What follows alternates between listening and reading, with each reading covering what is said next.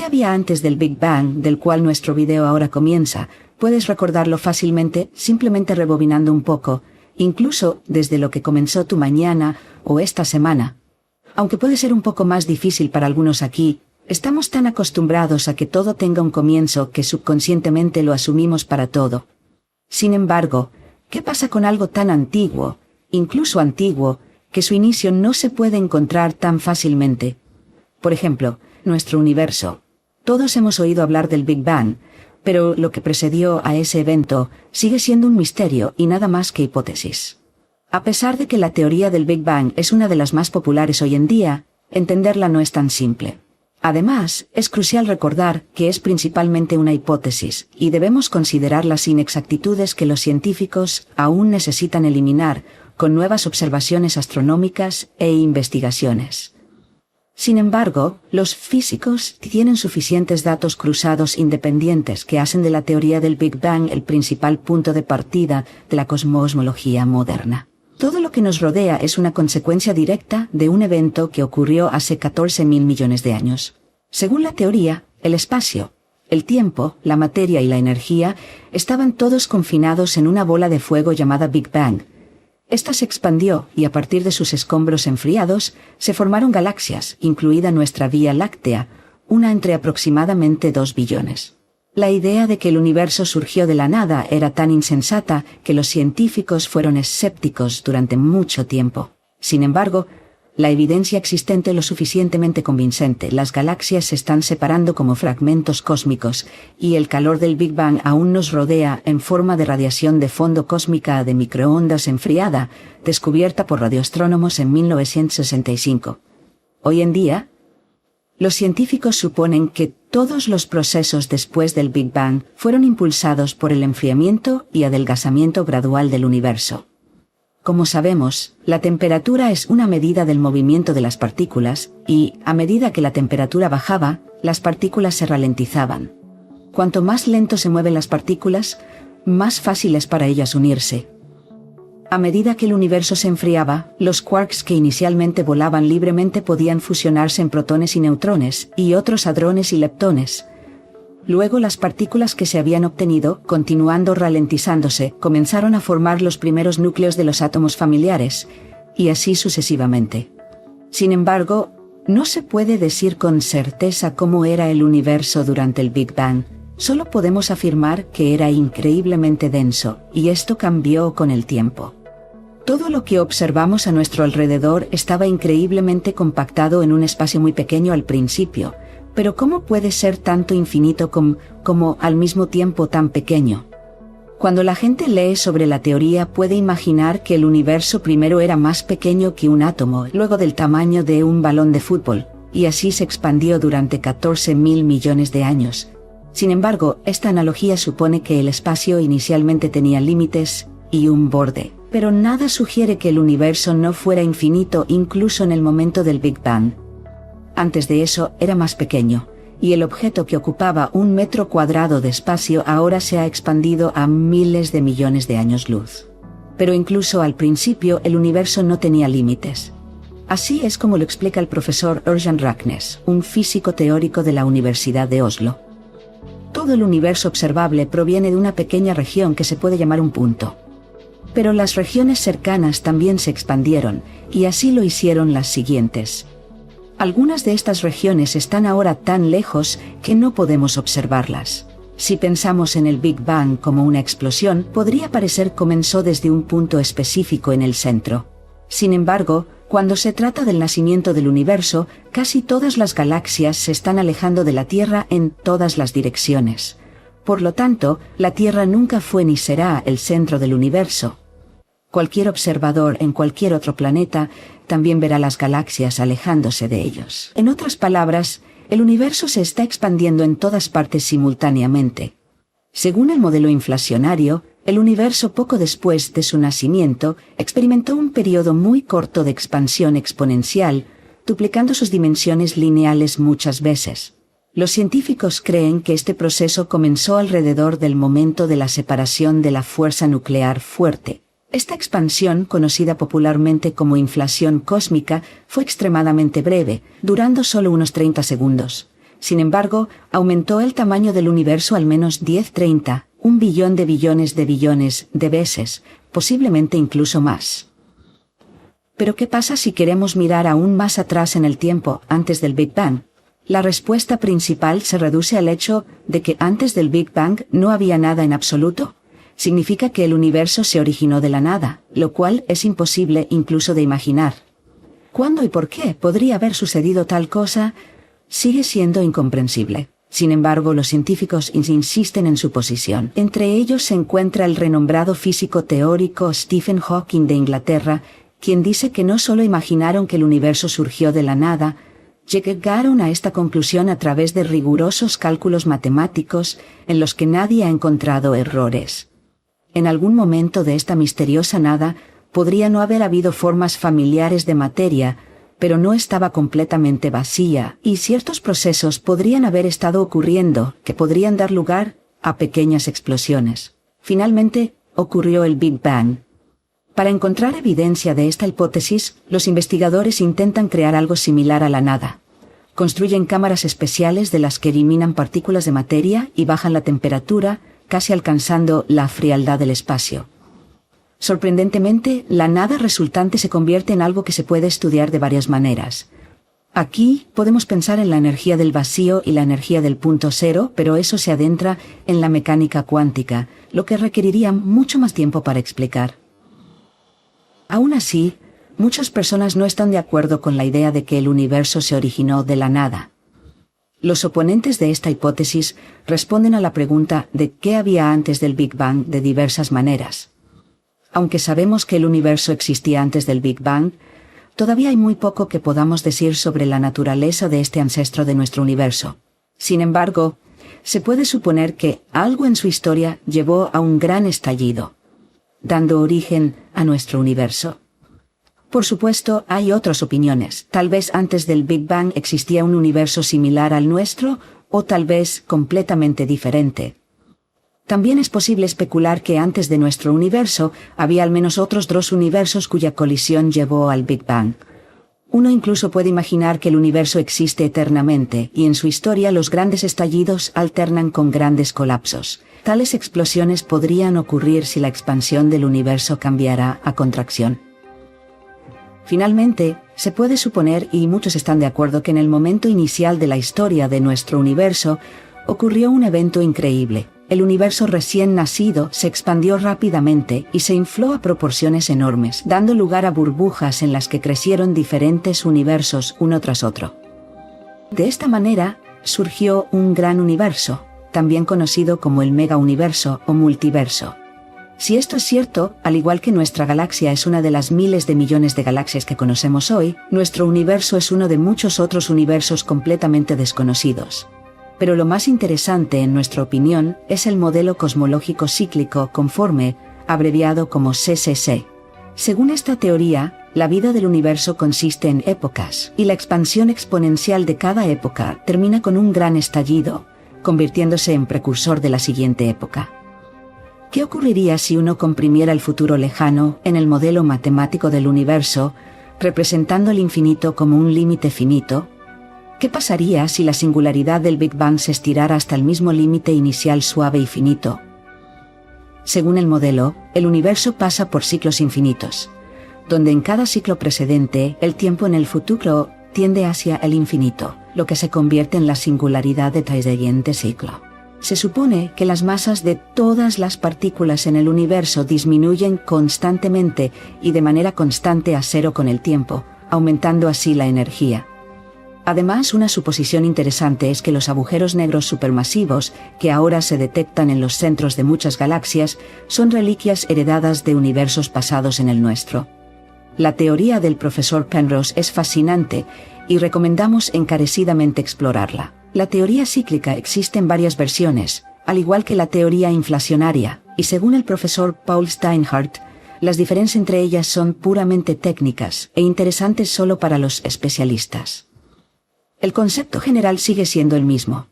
En primer lugar, en nuestra teoría, no hay un momento del inicio del mundo, no hay singularidad.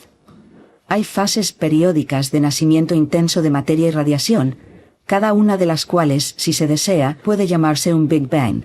Sin embargo, cada una de estas fases no significa la aparición de un nuevo universo, sino simplemente una transición de un ciclo a otro. El espacio y el tiempo existen antes y después de cada uno de estos cataclismos, por lo que es totalmente razonable preguntar sobre el estado de las cosas 10.000 millones de años antes del último Big Bang, del cual se cuenta la historia del universo. La segunda diferencia clave es la naturaleza y el papel de la energía oscura. La cosmología inflacionaria no predijo la transición de la expansión desacelerada del universo a la expansión acelerada.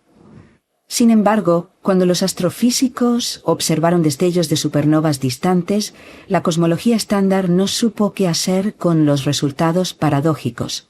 Se propuso la hipótesis de la energía oscura para reconciliar estas observaciones con la teoría. Nuestro enfoque es más coherente internamente, ya que la energía oscura está presente desde el principio, facilitando la alternancia de ciclos cósmicos. No obstante, como señalan tanto Paul como Steinhardt, la teoría cíclica tiene sus debilidades, particularmente la explicación de la colisión y el rebote de branas paralelas, es decir, espacios de menor dimensión de las cuerdas de la teoría M que ocurren al comienzo de cada ciclo. Otros aspectos de la teoría cíclica están mejor desarrollados, pero aún hay muchas incertidumbres por resolver. En conclusión, recordemos lo siguiente.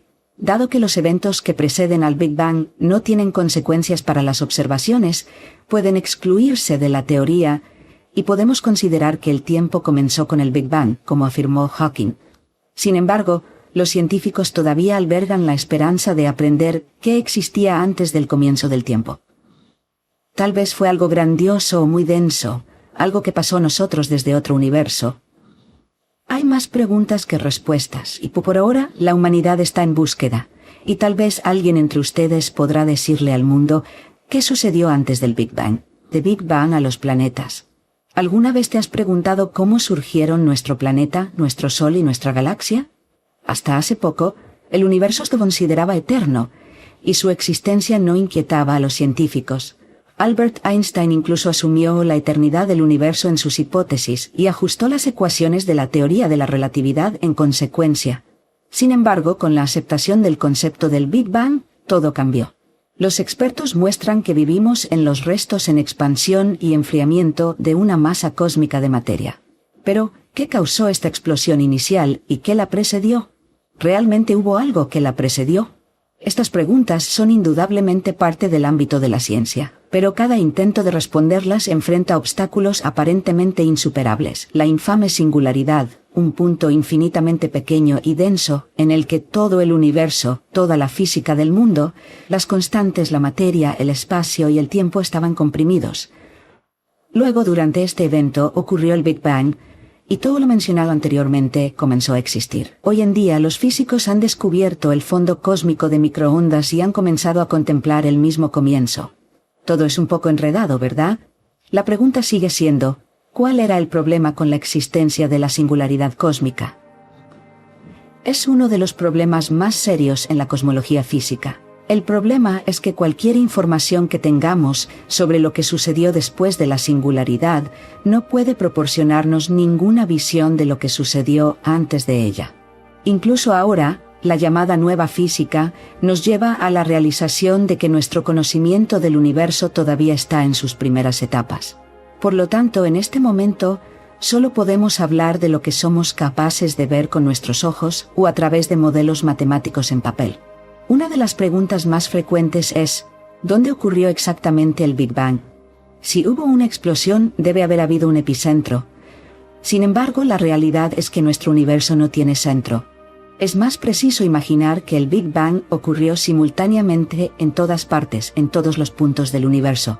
Hoy en día, los científicos suponen que todos los procesos después del Big Bang fueron influenciados por el enfriamiento gradual y la disminución de la densidad del universo. Como sabemos, la temperatura es una medida del movimiento de las partículas, y a medida que la temperatura bajaba, las partículas se movían más lentamente. Las partículas de movimiento más lento facilitaron su interacción entre sí. Durante el enfriamiento del universo, los quarks individuales voladores se fusionaron para formar protones, neutrones y otros hadrones y leptones.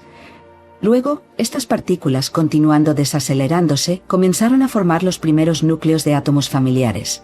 Este periodo de formación de los primeros átomos en el universo se llama nucleosíntesis primordial, que duró unos 20 minutos después del Big Bang. Durante este periodo, todo el universo se calentó al estado que observamos hoy dentro de las estrellas. En este periodo, principalmente se formaron núcleos de hidrógeno y helio en una proporción de 3:1. Y estas proporciones de hidrógeno y helio siguen siendo los dos elementos más abundantes en el universo hasta el día de hoy.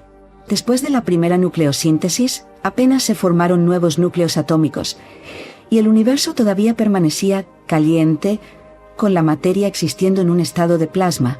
Los electrones volaban independientemente de los núcleos, haciendo que el universo fuera opaco a la luz. Los fotones colisionaban constantemente con los electrones y no podían viajar en línea recta, como si estuvieran atrapados en un laberinto de espejos. Esta es la razón, por cierto, por la que no puedes ver a través de una lámpara de luz diurna, ni a través de nuestro Sol, que también están hechos de plasma y por lo tanto son no transparentes. El universo continuó enfriándose y aproximadamente 300.000 años después del Big Bang, la temperatura bajó lo suficiente para que los electrones se unieran a los núcleos atómicos.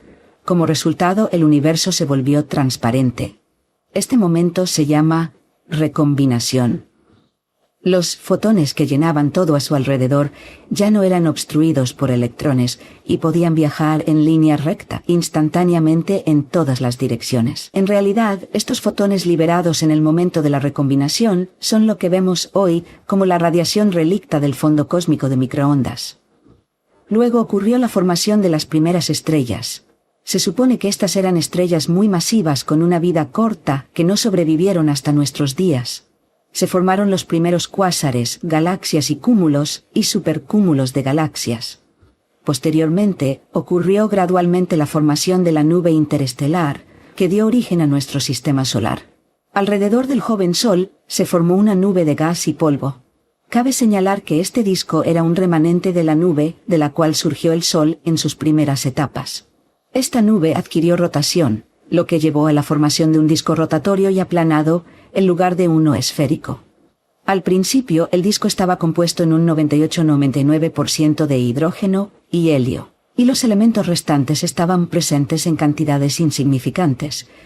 Sin embargo, es precisamente con su presencia que hoy se asocia el origen de los planetas. A medida que la nube se enfriaba, las sustancias refractarias como el hierro, silicio, titanio, níquel, sus compuestos y otros comenzaron a condensarse en partículas de polvo. La condensación significa la transición de un estado gaseoso a uno sólido o líquido. En la nube planetaria no había condiciones adecuadas para que la mayoría de las sustancias existieran en estado líquido, por lo que los gases más pesados que el helio y el hidrógeno formaron inmediatamente partículas sólidas, sin pasar por la fase líquida. Un ejemplo de este comportamiento puede verse con el vapor de agua en Marte.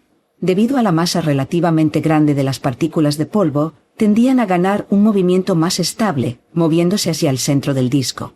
Gradualmente se formó un delgado disco polvoriento dentro de la gruesa nube de gas y polvo. Con el enfriamiento, el número y tamaño de las partículas de polvo aumentaron y la densidad del disco de polvo aumentó. El resto del disco inicial se volvió cada vez más esparcido. Eventualmente, el disco de polvo se volvió muchas veces más delgado que su diámetro. La composición de este disco de polvo era diferente en sus diferentes partes y dependía de la distancia del Sol. Las regiones interiores calentadas por la estrella central se enfriaron y más sustancias pudieron formar partículas sólidas. Por ejemplo, el vapor de agua pudo transformarse en hielo, probablemente en algún lugar alrededor de la órbita de Júpiter y más lejos del Sol. Al mismo tiempo, el viento solar soplaba las moléculas de gas ligero de las partes internas del sistema solar más rápido que de las partes externas. Como resultado, el gas casi abandonó las regiones cercanas al Sol. El enfriamiento gradual de la nube facilitó la formación de innumerables compuestos, en su mayoría entrando en partículas de polvo en crecimiento. Según las leyes de la física, los gases eran más propensos a condensarse en los granos de polvo existentes y menos dispuestos a formar nuevos. Para cuando se completó la formación del delgado disco de polvo, su densidad era decenas de veces mayor que la densidad del gas circundante. Los tamaños de las partículas sólidas alcanzaron varios centímetros y el disco se volvió gravitacionalmente inestable. Las compresiones aleatorias en el disco no se disipaban, sino que por el contrario, seguían ocurriendo. Este proceso culminó en la formación de millones de cuerpos de varios kilómetros de tamaño, que se convirtieron en los embriones de planetas. Fueron llamados planetesimales. La composición de estos planetesimales variaba según las condiciones de temperatura y la densidad inicial del disco, que como mencionamos, dependía de la distancia al Sol. Durante los siguientes cientos de millones de años, los planetesimales más grandes crecieron, acompañados por la destrucción de los más pequeños. Los pequeños planetesimales también fueron expulsados del sistema solar debido a la influencia gravitacional de los planetas masivos. El crecimiento más rápido se observó en Júpiter, ya que estaba situado en un área donde ya se habían formado partículas de agua helada. Estas partículas heladas contribuyeron al rápido crecimiento inicial de Júpiter. Otro factor importante que dio a Júpiter una ventaja sobre otros planetas gigantes fue su proximidad al Sol, donde la densidad del disco de polvo era mayor. Los embriones de Saturno, Urano y Neptuno quedaron rezagados en el crecimiento en comparación con Júpiter debido a la menor densidad del disco en sus regiones de formación. Júpiter logró acumular una gran cantidad de gas mientras aún no era barrido por el viento solar. Hoy en día, vemos que Júpiter es el planeta más masivo entre todos los demás combinados en el grupo terrestre.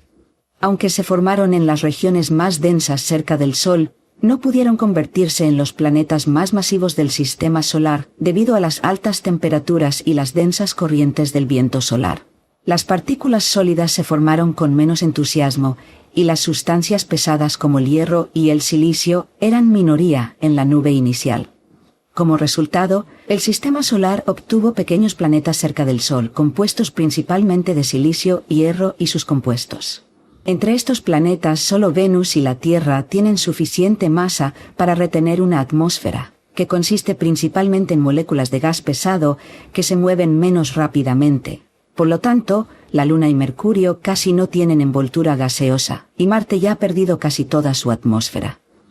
Durante la formación de los planetas, las partículas más pequeñas colisionaban entre sí.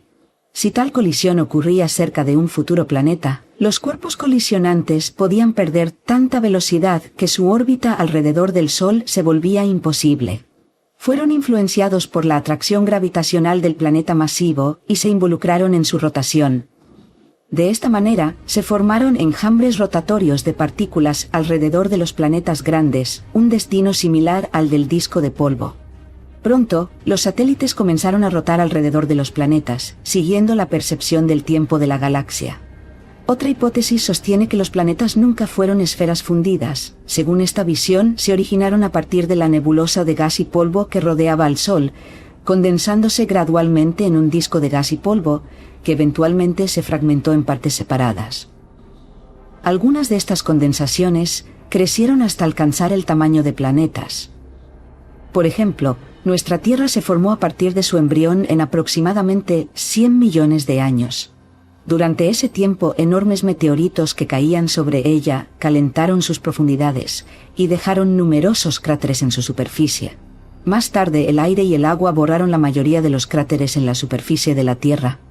Sin embargo, en otros cuerpos celestes donde no surgieron estos componentes esenciales, como Mercurio o Marte, los cráteres permanecieron intactos. Además, el estudio de planetas más allá de nuestro sistema solar reveló discrepancias que generaron dudas sobre la hipótesis del disco caliente. Algunas de estas inconsistencias estaban relacionadas con la clase de planetas conocidos como Júpiter calientes, que tienen órbitas cercanas a sus estrellas con periodos de unos pocos días. Los astrónomos hicieron ajustes a la hipótesis para abordar estas preguntas, pero no resolvieron todos los problemas. Por lo tanto, por ahora tenemos que contentarnos con teorías que, aunque no completas, pueden explicar en parte el origen de todo lo relacionado con el espacio circundante. Quizás una nueva física ofrezca al mundo de los científicos la capacidad de explicar los procesos antiguos bajo una nueva luz. Si nuestros ojos fueran sensibles como los de los dioses y la radiación no fuera absorbida por la atmósfera, el cielo sobre nosotros parecería mucho más interesante de lo que es ahora. Cada día notaríamos destellos brillantes que de alguna manera aparecen en cualquier punto del cielo y desaparecen rápidamente. Algunos destellos serían tan brillantes que momentáneamente eclipsarían todo, incluso el sol. Quizás nos resultaría difícil acostumbrarnos a tales fenómenos, pero esto es lo que la astronomía de rayos gamma ha estado observando durante décadas. Los destellos gamma son los eventos más poderosos jamás vistos en el universo y ocurren constantemente. Nada en nuestra galaxia brilla con más intensidad que este evento y solo dura unos pocos segundos. Emite tanta energía en ese breve tiempo como la que el Sol genera durante su vida útil de 10.000 millones de años. Por supuesto, los científicos están tratando de explicar la fuente de tal energía, pero, como suele ocurrir, muchas preguntas siguen sin respuesta. Un descubrimiento inesperado. Mucho antes de que los primeros rayos gamma de origen cósmico llegaran a nuestros detectores, los científicos sabían que el universo debía producirlos. Dentro de varios procesos, se esperaba que la interacción de los rayos cósmicos con el gas interestelar generara estallidos de radiación, incluido en el rango gamma. Por lo tanto, estudiar el universo en esta longitud de onda se consideraba una rama prometedora de la astronomía en la primera mitad del siglo XX. Sin embargo, era difícil esperar el desarrollo de la astronomía gamma en la superficie de la Tierra, ya que nuestra hermosa atmósfera absorbe la radiación de tales longitudes de onda. Por lo tanto, los primeros fotones gamma de origen extraterrestre fueron descubiertos por los astrónomos con la llegada de la era espacial a principios de la década de 1960. La NASA lanzó el primer telescopio de rayos gamma, Explorer 11, en órbita terrestre baja, que logró detectar menos de 100 fotones de radiación gamma provenientes de fuentes astrofísicas. Sin embargo, nadie esperaba ver lo que se descubrió accidentalmente, ni siquiera a través del equipo científico diseñado para tales propósitos. El hecho es que la radiación gamma también es un producto de las explosiones de bombas nucleares. Por lo tanto, a fines de la década de 1960, Estados Unidos lanzó una serie de satélites Vela en órbita para detectar estallidos similares. Los estadounidenses sospechaban que los soviéticos realizarían pruebas secretas de sus bombas, a pesar de haber firmado un tratado que prohibía tales experimentos. Como resultó, el 2 de julio de 1967 apareció el primer estallido, pero su naturaleza era difícil de explicar a través de cualquier firma de arma nuclear. Además, más satélites Vela registraron un número creciente de estallidos, lo que llevó a la necesidad de un equipo de científicos del Laboratorio de Investigación en Los Álamos para investigar sus orígenes. El equipo logró identificar el origen de al menos 16 estallidos que resultaron no tener conexión con la Tierra o el Sol. A través de una investigación meticulosa y verificación, sus hallazgos fueron publicados en el Astrophysical Journal en 1973 en un artículo titulado Observaciones de estallidos de rayos gamma de origen cósmico. Esto marcó el comienzo de la era de los estallidos de rayos gamma y cientos de estudios posteriores que intentaban explicar su naturaleza. Las primeras especulaciones sobre la naturaleza de los estallidos involucraron dos principales campos entre los científicos. Algunos creían que los estallidos se originaban en las afueras de la Vía Láctea, mientras que otros preferían explicaciones cosmológicas, sugiriendo que las fuentes de radiación podrían estar ubicadas en lo profundo del espacio. Sin embargo, no fue hasta 1991, con el lanzamiento del Observatorio de Rayos Gamma Compton, que quedó claro que los estallidos están distribuidos uniformemente en todas las direcciones.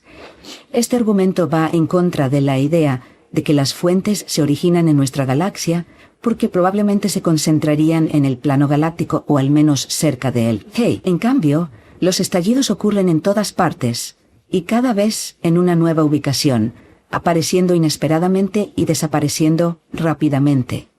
La duración de los estallidos varía desde fracciones de segundo hasta varios minutos, con un estallido típico durando solo unos pocos segundos. Esto es notablemente rápido incluso en el contexto de nuestra vida cotidiana, y en la escala temporal del cosmos, es minúsculo. Algunos científicos sospecharon que la rápida variabilidad temporal indicaba que las fuentes de los estallidos debían ser compactas y emitir chorros que se movían a velocidades cercanas a la velocidad de la luz. Era lógico asumir que tales chorros interactuarían con el material interestelar que los rodeaba, creando ondas de choque. Esto podría parecer como el resplandor residual de un estallido de rayos gamma, pero en forma de emisiones de energía más baja como rayos X, ultravioleta y radiación óptica, así como en longitudes de onda más largas. Si los astrónomos pudieran observar este resplandor residual, podrían entender más sobre el origen de los estallidos y sus distancias. Sin embargo, las primeras búsquedas de resplandores residuales fueron infructuosas porque el siguiente estallido podría ocurrir en cualquier lugar, y era difícil apuntar rápidamente cualquier otro telescopio sensible a longitudes de onda más cortas en esa dirección. Tal telescopio se conoce como un satélite, y fue el satélite el que tuvo éxito donde otros fallaron. En 1997 detectó el estallido de rayos gamma GRB 0228. Sin embargo, además de los detectores de rayos gamma a bordo, también tenía una cámara que podía ver en rayos X. Esta cámara fue la primera en capturar el resplandor residual que duró varios días después del estallido inicial. Posteriormente, con la ayuda de telescopios terrestres, los astrónomos pudieron identificar una galaxia muy tenue donde se observó el resplandor residual. Desafortunadamente, debido a su baja luminosidad, tomó varios años más determinar con precisión la distancia a esta galaxia. No obstante, el descubrimiento de otro estallido de rayos gamma, registrado por el satélite Entomashka, fue un verdadero avance. Finalmente, fue posible medir el corrimiento al rojo del objeto que podría ser la galaxia anfitriona de este estallido. Resultó que el estallido había viajado hacia nosotros durante aproximadamente 6.000 millones de años, lo que indica que de hecho ocurrió en una galaxia muy distante y antigua. Teniendo en cuenta esta colosal distancia y el brillo de los estallidos, los astrónomos finalmente comprendieron la tremenda energía con la que están lidiando. Los estallidos de corta duración más poderosos superan el brillo de una supernova ordinaria por cientos de veces. De hecho, su brillo promedio a tales distancias es comparable al de una estrella dentro de la Vía Láctea.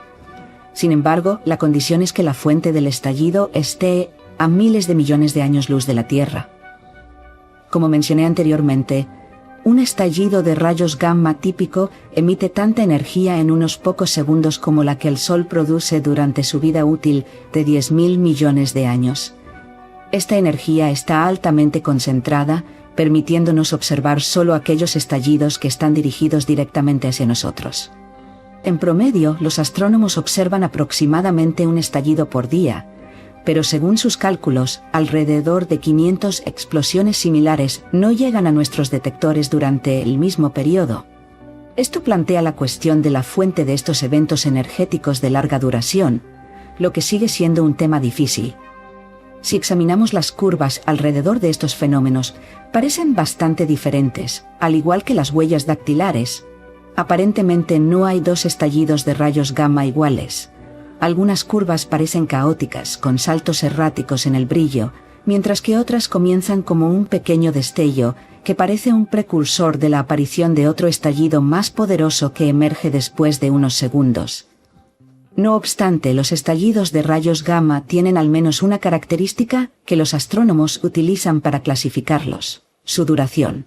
Los llamados estallidos largos son más prevalentes y duran desde 2 segundos hasta varios minutos, mientras que los estallidos cortos tienen duraciones de menos de 2 segundos y a menudo desaparecen en milisegundos después de su aparición. Los estallidos largos están mejor estudiados ya que constituyen aproximadamente el 70% de todos los estallidos conocidos. Su duración más larga permite a los astrónomos apuntar otros telescopios hacia la ubicación del estallido para observaciones de seguimiento después del destello inicial. Esto ayuda en la búsqueda del resplandor residual y de las posibles galaxias de las que probablemente se originó el estallido. Típicamente, los estallidos provienen de galaxias que son muy jóvenes y están experimentando una intensa formación estelar. Estas galaxias sirven como lugares ideales para el nacimiento de estrellas masivas, que se sabe que explotan de manera excepcionalmente poderosa. En muchos casos, los astrónomos han encontrado supernovas en el mismo lugar poco después de los estallidos de rayos gamma. y esta correlación es difícil de atribuir a una mera coincidencia.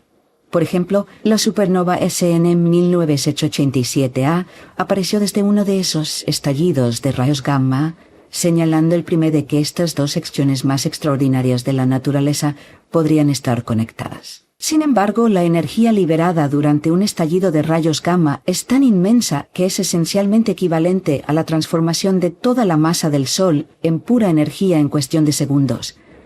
Una supernova típica difícilmente sería capaz de lograr tal hazaña. Para explicar estos estallidos, se necesita algo más poderoso, como una hipernova. Estas explosiones son aproximadamente 100 veces más brillantes que las supernovas, y se cree que son producidas por estrellas extremadamente masivas que giran a velocidades excepcionalmente altas con campos magnéticos fuertes. Cuando una estrella es al menos 30 veces más masiva que el Sol, consume sus reservas de hidrógeno hasta que ya no puede resistir su propia fuerza gravitacional, haciendo que su núcleo colapse. Luego forma un agujero negro, perdiendo su núcleo en el proceso. La estrella comienza a caer en el agujero negro con todo su material, y el agujero negro la devora con gusto. Sin embargo, en estrellas que giran excepcionalmente rápido, el material que cae en el agujero negro gira alrededor de él a velocidades tremendas, como un vórtice frenético. Dentro de la estrella que está a punto de morir, emerge un agujero negro con un disco de acreción. El plasma sobrecalentado queda atrapado en los campos magnéticos, que lo retuercen en corrientes similares a chorros, asemejándose a un cañón electromagnético. Estas corrientes de gas atraviesan los polos de la desafortunada estrella y se disparan al espacio, drenando la estrella y forzando a los flujos de plasma a moverse en chorros estrechos que concentran fuertemente la energía. Si estos chorros están precisamente dirigidos hacia la Tierra, observamos esta liberación de energía en forma de un estallido. Sin embargo, si el estallido está dirigido en cualquier otra dirección, el estallido de rayos gamma permanecerá sin ser detectado. Este modelo de colapso del núcleo de una estrella masiva es actualmente la explicación más aceptada para la generación de estallidos de rayos gamma. Sin embargo, solo explica las fuentes de los estallidos de larga duración. Explicar las fuentes de los estallidos de corta duración es mucho más desafiante. Esto se debe principalmente a su naturaleza rápida y breve, que varía desde unos pocos milisegundos hasta 2 segundos. Se sabe que los estallidos cortos suelen ser 10 veces más tenues que los estallidos largos, pero emiten radiación de rayos gamma de mayor energía. Esto sugiere una naturaleza diferente para su fuente. Antes de 2005, no se detectaron resplandores residuales de los estallidos cortos, lo que les valió el nombre de estallidos oscuros, ya que no dejaban resplandor residual. Sin embargo, todo cambió con el lanzamiento de la misión Swift de la NASA para estallidos de rayos gamma, posiblemente una de las misiones espaciales más exitosas de la historia. En general, Swift ha sido una de las misiones espaciales más exitosas lanzadas. Fue lanzada en 2004 y ha estado operativa durante 19 años. Además de sus detectores de rayos gamma de alta sensibilidad, el observatorio está equipado con telescopios de rayos X y ópticos que pueden girar automáticamente y rápidamente hacia un nuevo estallido de rayos gamma y estudiarlo después del estallido. Actualmente, Swift trabaja en conjunto con otro telescopio espacial de rayos gamma, Fermi, lanzado en 2008.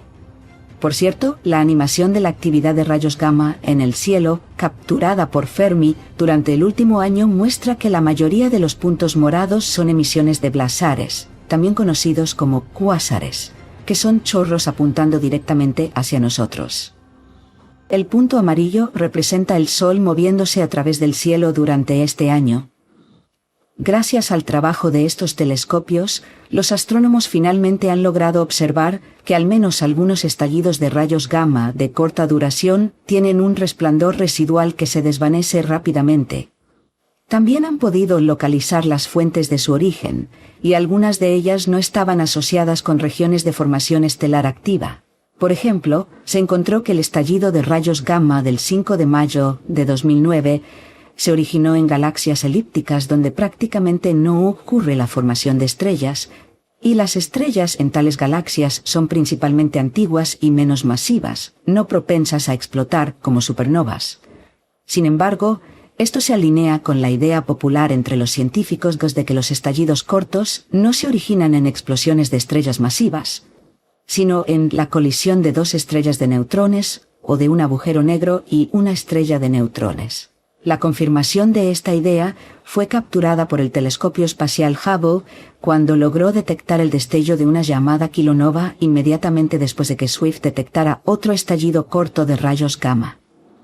Una kilonova es una poderosa explosión resultante de la colisión de estrellas de neutrones o agujeros negros con estrellas similares, lo que apoya la conexión entre los estallidos de rayos gamma y las estrellas de neutrones.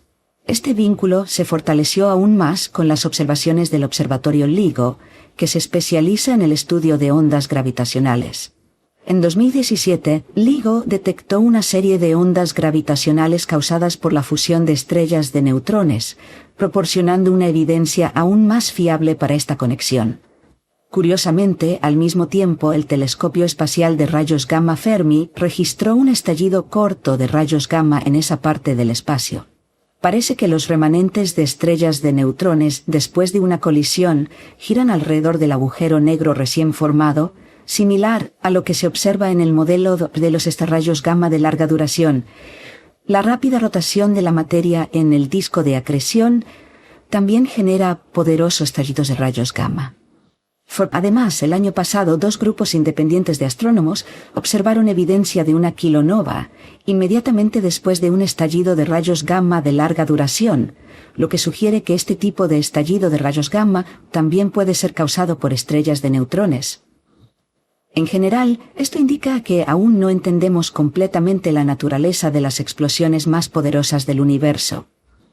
Ahora, finalmente hablemos del estallido más poderoso en la historia de las observaciones, el poseedor del récord por el destello más brillante jamás observado.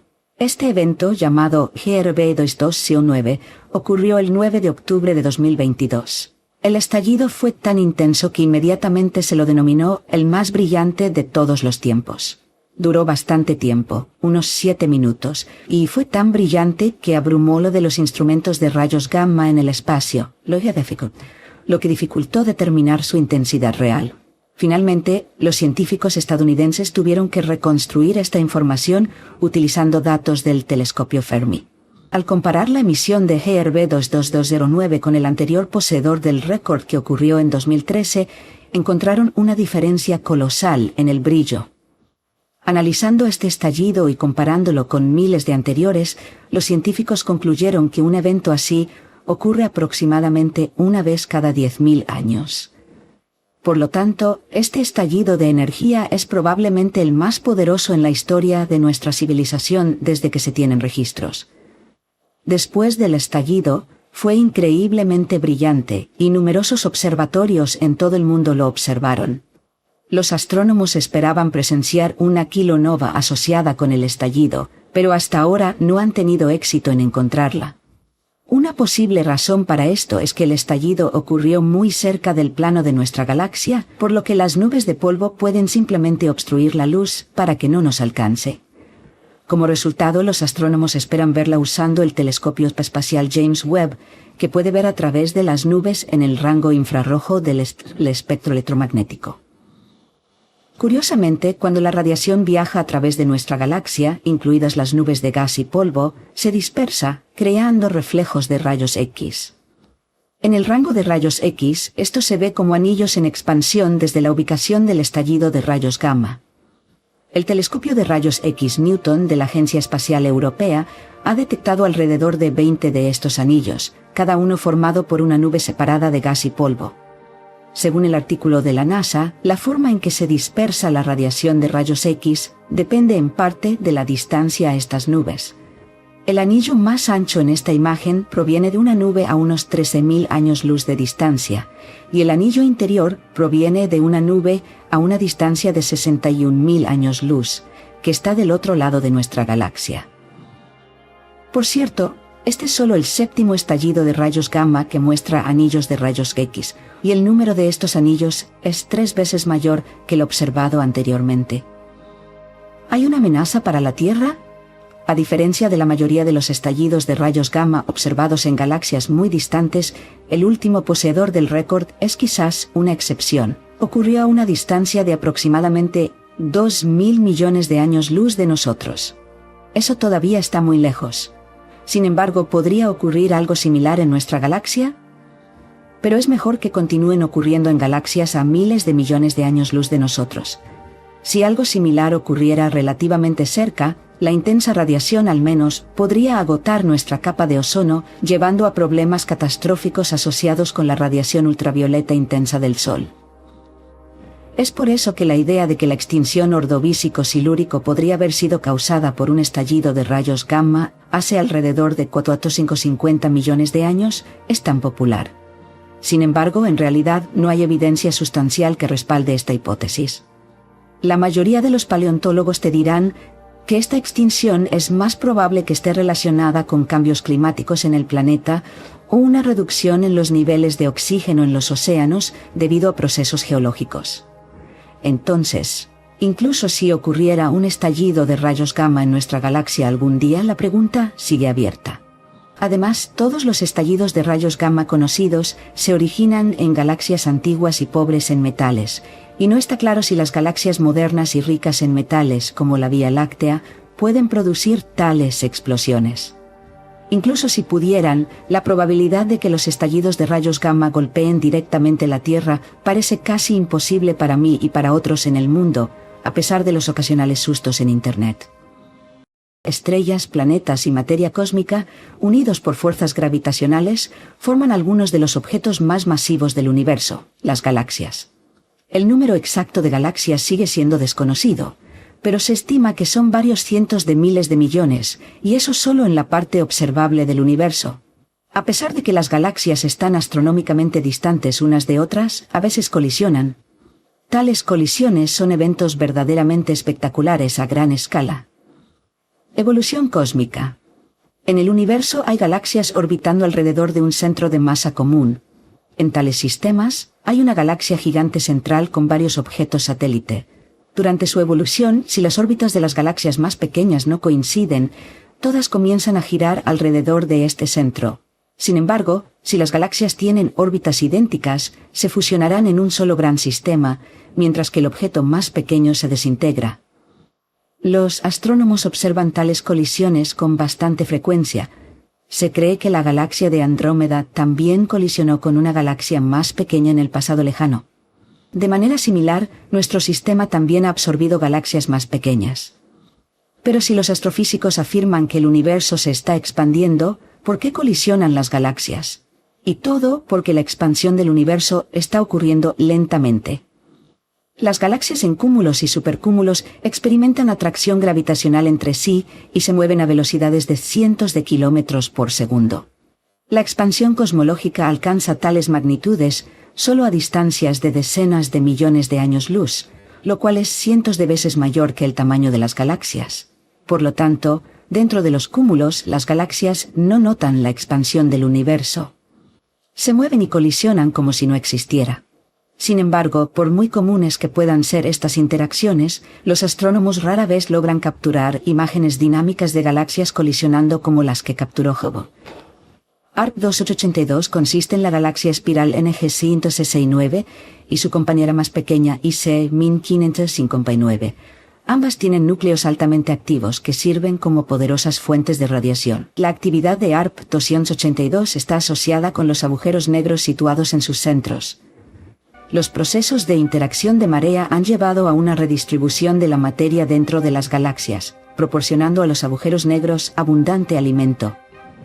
Las galaxias también han formado un puente conectador, visible en la imagen de Hubble, que consiste en gas y polvo alargados afectados por fuerzas de marea.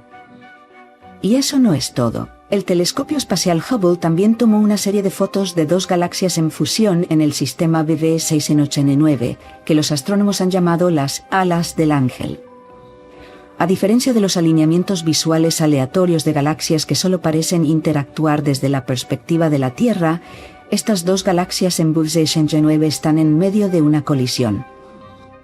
Esta interacción galáctica ha hecho que el sistema V6689 en la constelación de Leo sea casi simétrico y ahora se asemejan a enormes alas galácticas. Otro telescopio espacial bien conocido, el James Webb, también capturó imágenes interesantes. El cúmulo estelar en la galaxia del Carro de la Rueda se formó como resultado de una colisión con una galaxia satélite. La galaxia del Carro de la Rueda tiene dos anillos que se expanden hacia afuera desde el centro de la colisión, como las ondas en un estanque después de lanzar una piedra. Debido a estas características distintivas, los astrónomos se refieren a ella como una galaxia anular. Tiene una estructura menos común en comparación con las galaxias espirales como la Vía Láctea. En las siguientes dos galaxias mostradas en la imagen cósmica pasaron una a través de la otra, dejando un puente de jóvenes estrellas azules entre ellas. La colisión frontal entre las dos galaxias mostró un objeto de forma triangular, donde nacieron miles de estrellas. Esta imagen fue capturada por el telescopio espacial Hubble, según informó Nanowork. Los astrónomos especulan que las galaxias pasaron una a través de la otra, desencadenando una explosión ardiente de formación estelar en una forma única en NGC 2445, donde miles de estrellas se encienden. Esta galaxia es rica en gas, el combustible del cual se crean las estrellas, lo que lleva a su abundancia de formación estelar. Sin embargo, la nueva galaxia no ha logrado escapar del dominio gravitacional de su compañera, NGC 2444. La galaxia ha extraído gas de NGC 2445, creando el peculiar triángulo de estrellas recién formadas. Como podemos ver, estas interacciones pueden parecer asombrosamente hermosas. En la búsqueda de la materia oscura. Pero no es solo la belleza lo que alimenta la curiosidad de los científicos.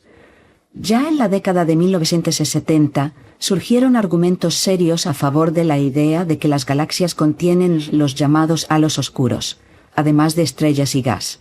Los argumentos teóricos surgieron de consideraciones sobre la estabilidad de los discos estelares de las galaxias espirales, mientras que la evidencia observacional provino de las grandes velocidades de rotación no decrecientes del gas en los bordes lejanos de los discos galácticos, donde casi no hay estrellas, y por lo tanto la velocidad de rotación se determina a través de observaciones de gas. Si toda la masa de una galaxia se contuviera principalmente en estrellas, entonces las velocidades orbitales de las nubes de gas ubicadas más allá del disco estelar disminuirían a medida que aumentara la distancia. Esto se observa en los planetas del sistema solar, donde la masa se concentra principalmente en el Sol.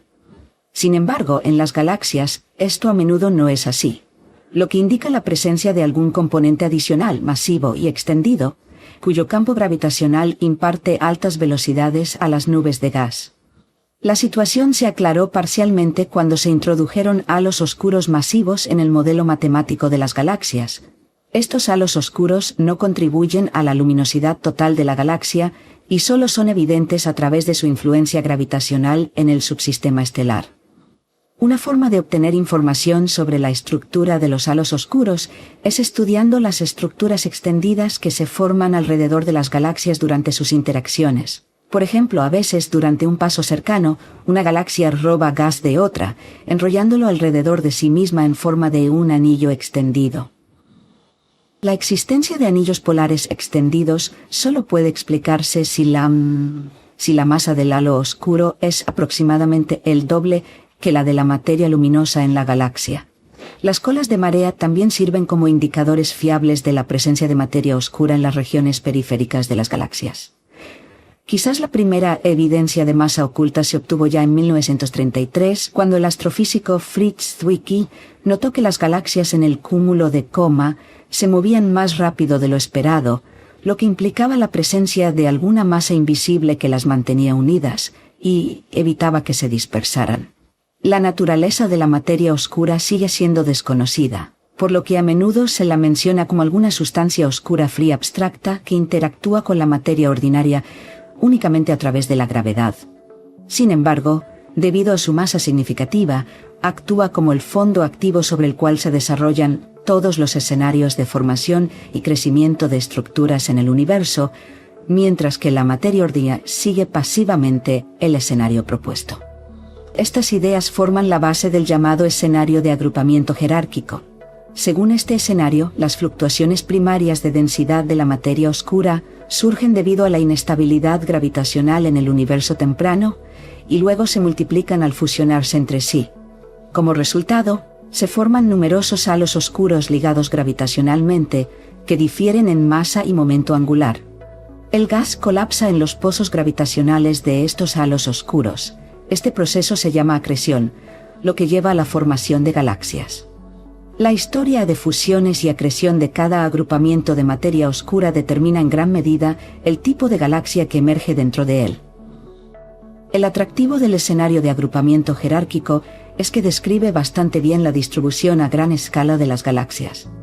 El experimento numérico más impresionante realizado dentro de este escenario se llama la simulación del milenio.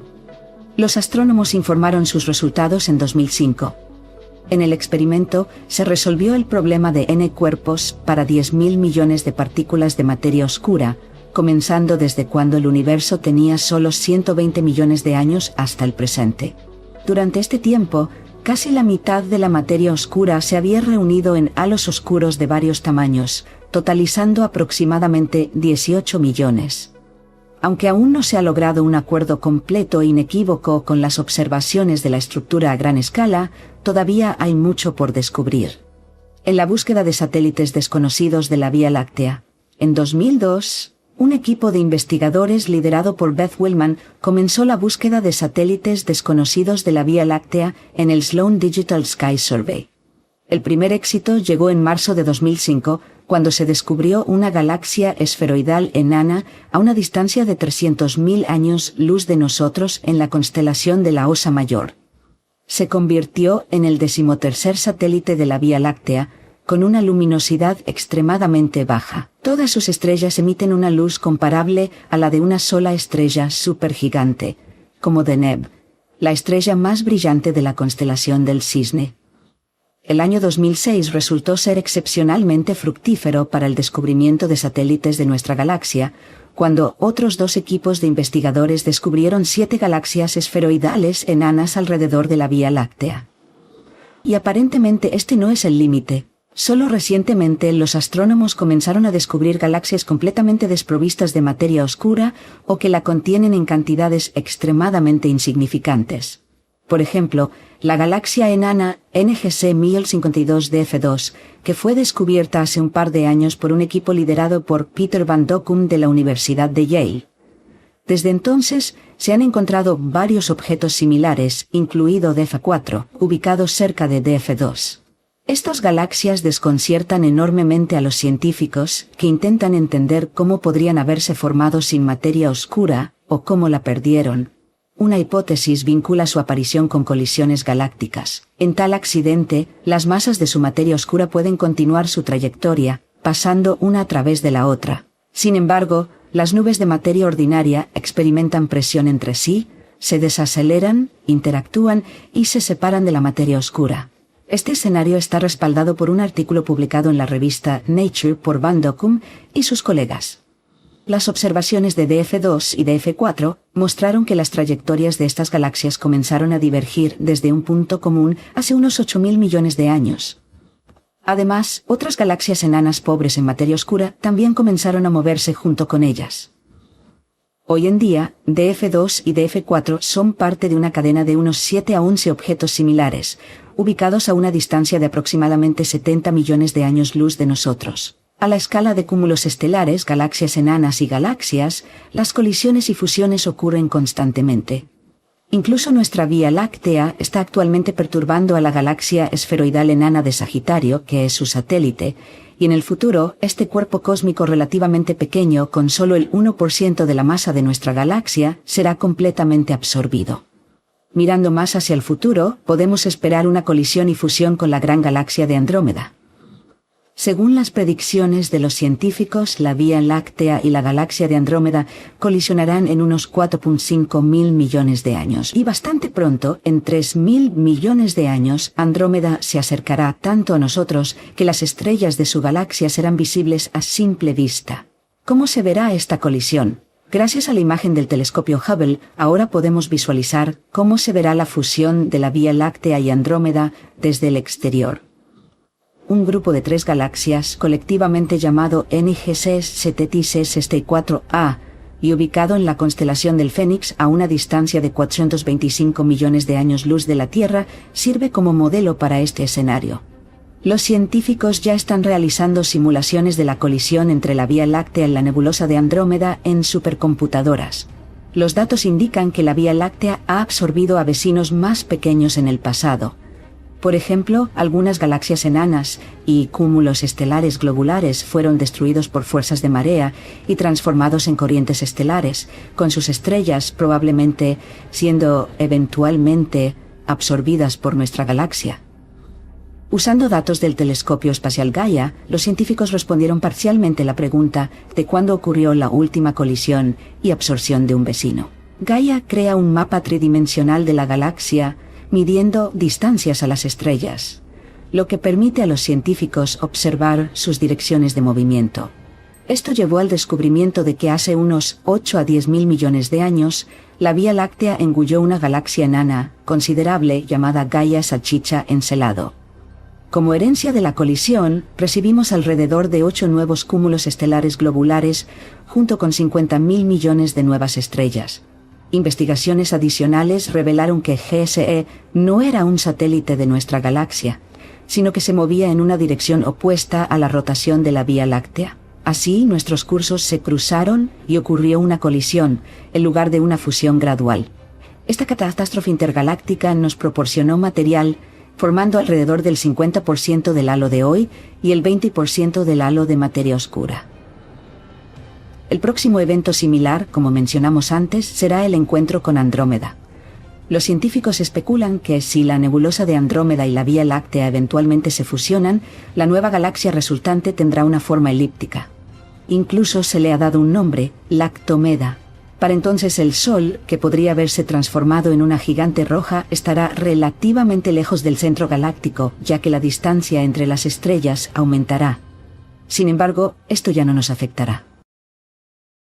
Si hubiera uno de los fenómenos más brillantes y destructivos en el espacio moderno, sería una explosión de supernova. El LMC N49 es una supernova que explotó hace unos 5.000 años en la Gran Nube de Magallanes, una galaxia compañera de nuestra Vía Láctea. Desafortunadamente, no se puede ver desde la Tierra porque está a unos 160.000 años luz de distancia. Sin embargo, si la supernova hubiera estado más cerca de la Tierra y existido durante tiempos antiguos, como los sumerios en el hemisferio sur o el antiguo Egipto, se habría registrado como la primera explosión de supernova en la historia. Se cree que el LMC N49 fue una estrella muy brillante y masiva, pero inestable. Las explosiones de supernovas son un fenómeno profundo y una que se muestra claramente es G1.9+0.3. Esta explosión de supernova es el evento más reciente de este tipo que ha ocurrido en la galaxia. La supernova explotó en 1899. Imagínate, el siglo XX fue una época de avances científicos y tecnológicos dramáticos, así como de agitación social y política. Ahora, bien entrado el siglo XXI, no ha habido una sola explosión de supernova entre los trillones de estrellas en la galaxia durante este periodo. ¿Se está riendo el universo de nosotros? Los científicos a veces tienen tales pensamientos, y G1.9+0.3 es una de las piezas de evidencia. Aunque la explosión de la supernova ocurrió a finales del siglo XIX y principios del siglo XX, no nos dimos cuenta. De hecho, la supernova estaba oculta en densas nubes de gas y polvo cerca del centro de la galaxia, y aún con la tecnología de la época, podríamos haber obtenido una gran cantidad de información valiosa. Ni que decir tiene que nuestra tecnología ha mejorado drásticamente en los últimos 123 años, y esa tecnología se está utilizando para investigar supernovas que son difíciles de observar en otras galaxias. Las supernovas aparecen como estrellas de neutrones o agujeros negros cubiertos en nubes de gas y polvo, al igual que otras supernovas. Curiosamente, estas nubes continúan expandiéndose a una velocidad enorme de 15.000 km por segundo. En la actualidad, las nubes se han expandido a un tamaño que supera los 2.5 años luz. Esta hipótesis puede o no confirmarse, dependiendo de si se encuentra una presencia similar cerca de la Tierra. Ubicada en la región de rayos X, la constelación de Andrómeda es uno de los cuerpos celestes más brillantes, emitiendo una radiación muy poderosa que puede compararse con el desastre de Chernobyl. Como sabrás, la zona de radiación situada a 7000 años luz del Sol es el remanente de una supernova. La nube de gas en la constelación de Andrómeda, conocida como RX 0822-300, es en realidad el núcleo que quedó de una estrella de neutrones después de una explosión de supernova. Después de comparar las velocidades de este objeto y las estrellas circundantes, se encontró que se movía a una velocidad excepcional en comparación con otros objetos que se habían medido, con una velocidad estimada de 1300 km por segundo, alejándose del punto de la explosión de la supernova. La razón por la cual las estrellas de neutrones alcanzan tales velocidades es desconocida, pero podría ser una característica única de la explosión. También es importante considerar que la explosión ocurrió hace unos 5000 años, y la aceleración puede haber disminuido con el tiempo. ¿Qué tan rápido iba al principio? La supernova SNIL 54, que dio origen a la nebulosa del Cangrejo, se hizo famosa por esta razón. Primero, los científicos descubrieron la nebulosa del Cangrejo y luego calcularon que la supernova que la creó explotó alrededor del siglo Uso. Posteriormente, los científicos descubrieron un registro de una estrella brillante que apareció de repente en el mismo lugar donde se descubrió la nebulosa del Cangrejo en documentos antiguos chinos, lo cual fue un gran triunfo en la astronomía. Detrás de este brillante hito hubo otra supernova silenciosa.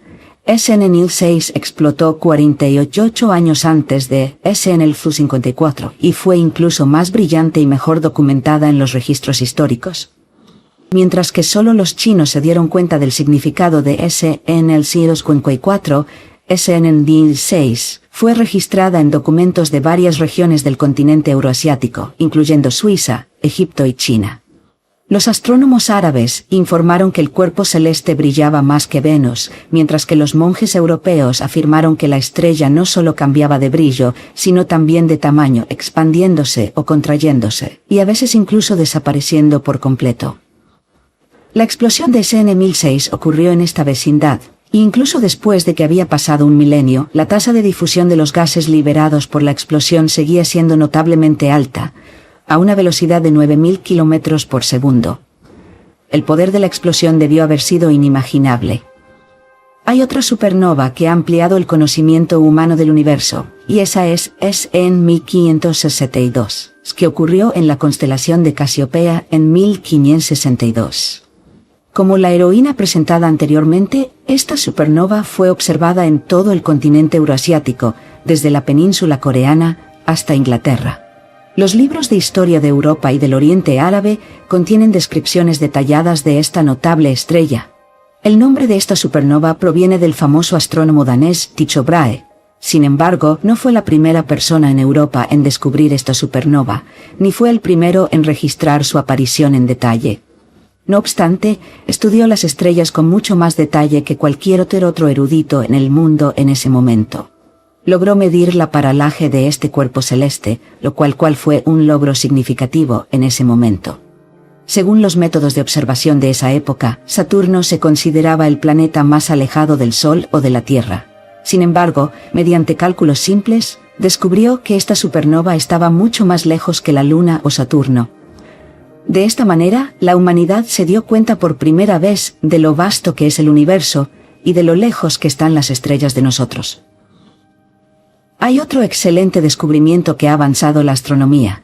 Fue realizado por dos científicos británicos contemporáneos, Thomas Digges y John Dee, quienes descubrieron la misma nova. Usando datos de Tycho Brahe y sus propias mediciones, derribaron la imagen milenaria de estrellas ubicadas en esferas celestes y especularon que las estrellas estarían esparcidas por todo el universo.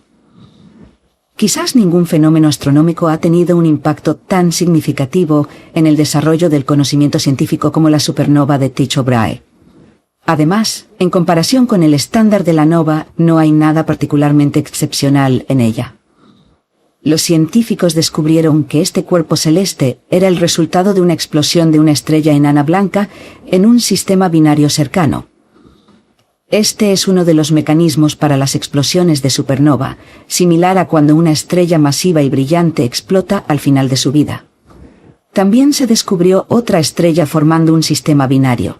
Esta estrella, similar al Sol, está rodeada por nubes formadas por la explosión.